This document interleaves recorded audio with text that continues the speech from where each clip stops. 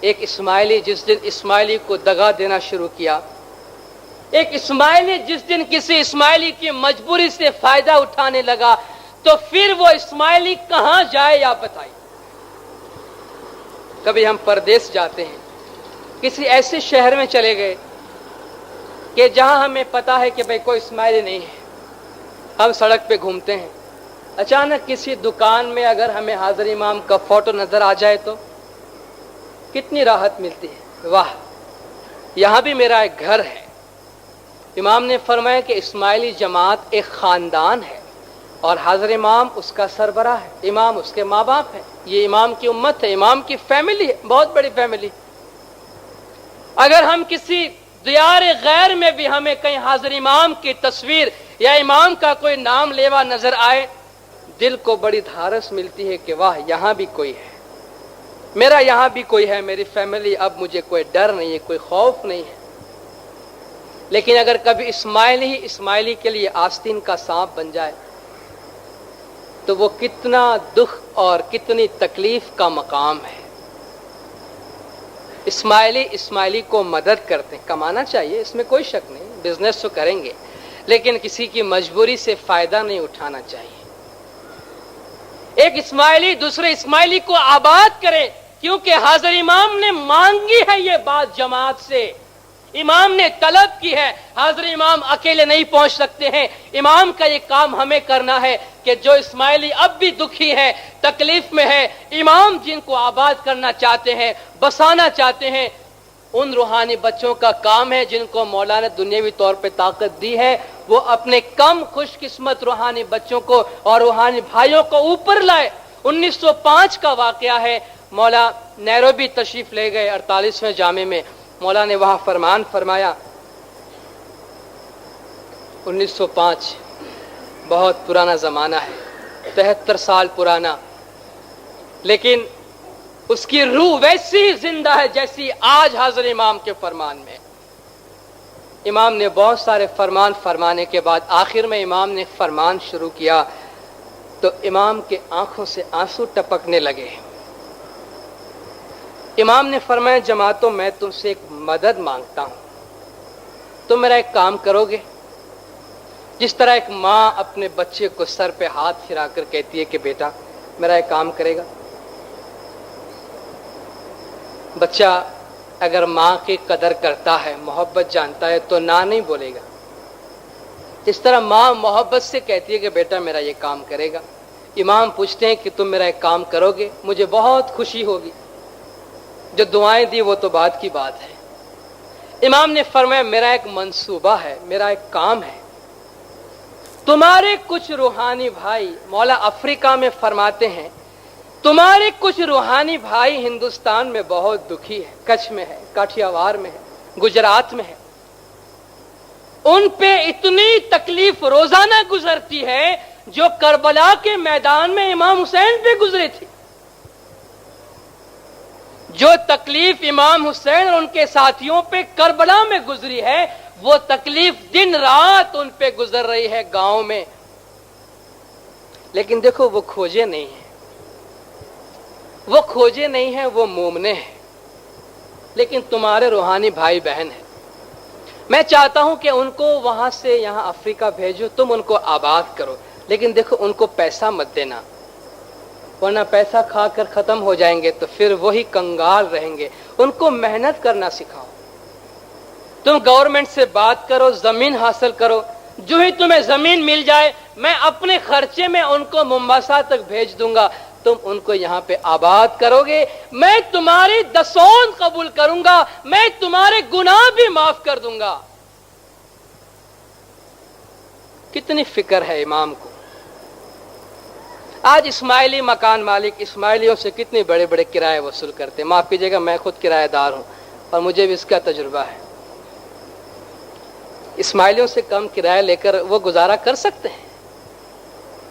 کم از کم یہ مثال ہم دنیا والوں کے لیے قائم کر سکتے ہیں کہ اسماعیلی کا خیال کرتا ہے۔ ممکن ہے کچھ اسماعیلی آپ کے بڑے کرائے دینے کی طاقت رکھتے ہو، بہت سے نہیں رکھتے ہیں، اور باہر والے کہتے ہیں میں آپ کا اسماعیلی آپ کا خیال نہیں کرتا ہے۔ اور پھر حاضر امام کا فرمان इमाम चाहते हैं कि अपने रूहानी बच्चों को अच्छी तरह आबाद करे, सुखी रखे, सलामत रखे। कभी देखो तो दो इस्माइली कोर्ट पे खड़े हैं, भाई क्या बात है, एक इस्माइली बिल्डिंग बना रहा है, दूसरे इस्माइली ने केस किया है, माशाअल्लाह, और वो भी कोर्ट में गए हैं। एक इस्माइली ये देख नहीं सकता कि दूसरा इस्माइली उसके पड़ोस में घर बनाता है। ये बातें शायद सख्त है, मुझे कहने का कोई हक नहीं है, लेकिन चीजें बिल्कुल सामने हैं कि ये कैसा लगेगा कि दुनिया वालों पर ये तासुर है। महात्मा गांधी ने कहा था कि हम स्वराज के लिए, इंडिपेंडेंस के लिए बहुत कोशिश करते हैं, लेकिन आगा खान ने स्वराज कायम कर लिया है। उसकी अपनी हुकूमत है, उसकी अपनी आर्मी है, उसकी अपनी काउंसिल है, उसके यहाँ सब कुछ होता है, उसको बाहर निकलने की जरूरत नहीं पड़ती है। लेकिन जब उनको ये नजर आए कि कोर्ट में एक इस्माइली दूसरे इस्माइली के सामने खड़ा है, जबकि उनकी अपनी काउंसिल है, जबकि उनका अपना इमाम है, तो हमारा इंप्रेशन क्या पड़ता है और बात क्या है। इमाम ने फरमाया हलीमी, बर्दाश्त, टॉलरेंस। इमाम ने फरमाया बर्दाश्त करो अपने दीन भाइयों के लिए। इतनी सी हम बर्दाश्त नहीं कर सकते अपने दीन भाइयों के लिए कि हमारा दीन भाई आबाद हो जाए। कितनी अफसोस की बात है, कितनी शर्मनाक बात है कि इस्माइली के खिलाफ मामूली बातों पर मुकदमा दायर कर दे। इमाम फरमाते हैं मिसाल लो मुझसे, बंबई का फरमान है, सरकार मौलाना हाजिर इमाम शाह करीम अल हुसैनी 1969 में तशरीफ लाए, नामदार प्रिंस अमीन मोहम्मद साथ में है। इमाम ने फरमाया मुझे ये देखकर इंतहाई दुख होता है कि तुम्हारे दरमियान ना इत्तेफाकी है, तुम्हारे दरमियान नाचाकी है। मेरा भाई अगर मेरे लिए, मुझे मदद करने के लिए अक़वाम मुत्तहिदा छोड़कर आ सकता है, तो क्या तुम अपने भाइयों की मदद नहीं कर सकते हो? इमाम ने फरमाया माजी को भूल जाओ, किसी ने अगर तुम्हें कल तकलीफ पहुंचाई है तो आज मुड़कर ये न कहो कि चूंकि कल उसने मुझे तकलीफ पहुंचाई तो आज मैं उसको तकलीफ पहुंचाऊंगा। इमाम ने फरमाया ये इस्लाम का शेवा नहीं है, ये इस्लाम की तालीम नहीं है। नबी साहब ने कितनों को बख्शा है, अभी उसका टाइम नहीं है कि हम जिक्र करें कि नबी साहब ने कितनों को बख्शा है, अइम्मा ने कितनों को बख्शा है। इमाम का जिगर बहुत बड़ा होता है। इमाम चाहते हैं कि मेरे रूहानी बच्चे अपने रूहानी बाप के जैसे बने, तुम कांटे बगैर के फूल बनो। इमाम ने फरमाया खुशबूदार बनो, अपने रूहानी भाई और बहन के लिए अमन, सुकून, चैन और राहत का पैगाम बनो, न कि उनके लिए कोई मसला बन जाओ।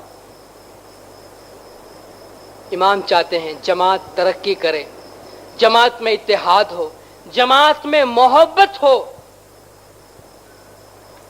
अखलाकी बातें कभी कभी हम गलती से, शायद हमें पता नहीं है कि बात छोटी छोटी ऐसी गलतियां हैं कि जिनका गुनाह बहुत बड़ा होता है। मौलाना ने एक फरमान में फरमाया है कि बहुत से लोग गंदे अल्फाज मुंह से निकालते हैं, गालियां देते हैं।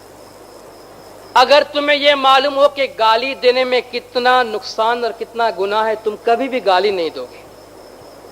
बाज़ औक़ात हम किसी पे कोई रिमार्क्स पास करते हैं, ये बहुत ही छोटी सी आदत है।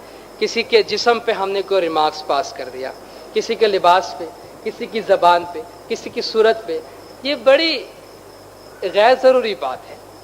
खुदा ने किसी को भी कामिल नहीं बनाया सिवाय इमाम के।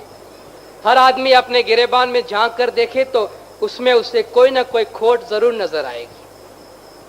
अगर हम किसी की जहानत की तरफ इशारा करते हैं तो खुदा ने हमें जसामत में तकलीफ दी होगी। अगर किसी को खुदा ने जिस्म में कोई खोट दिए तो उसका जहन ताकतवर होगा। और खुदा के बनाए हुए मखलूक पे कोई जजमेंट देने में हमें क्या हक है? हमें कोई हक नहीं है।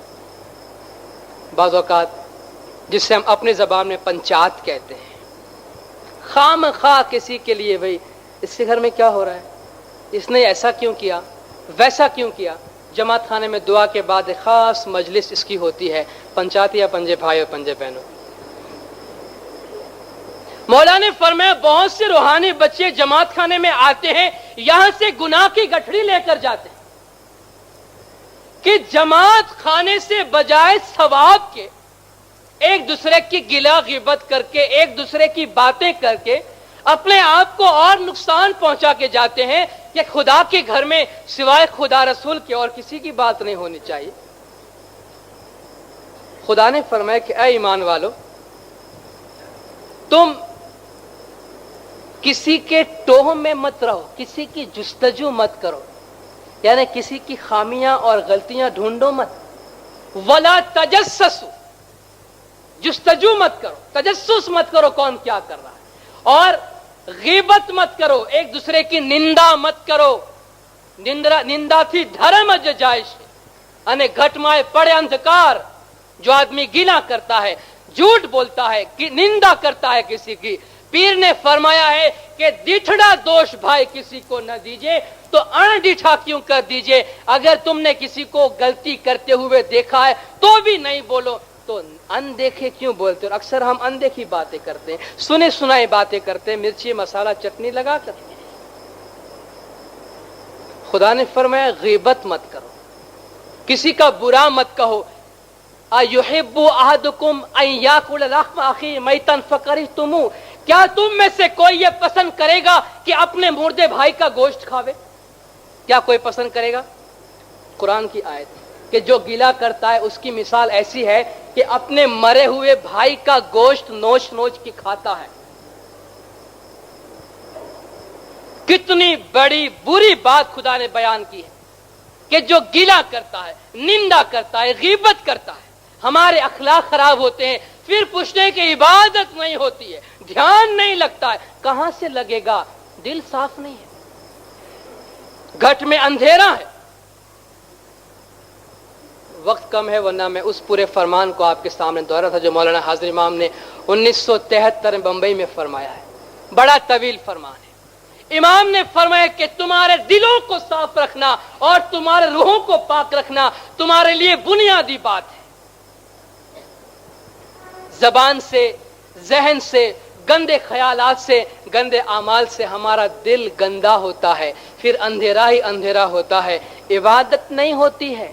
بعض اوقات ہم بڑی چھوٹی چھوٹی باتوں کو کبھی شمار بھی نہیں کرتے ہیں، لیکن وہ بہت بڑی غلطی شمار ہوتی ہے۔ نبی صاحب کی بہت ساری بیویاں تھی، آپ کو معلوم ہے، اس میں سے ایک عائشہ بھی تھی۔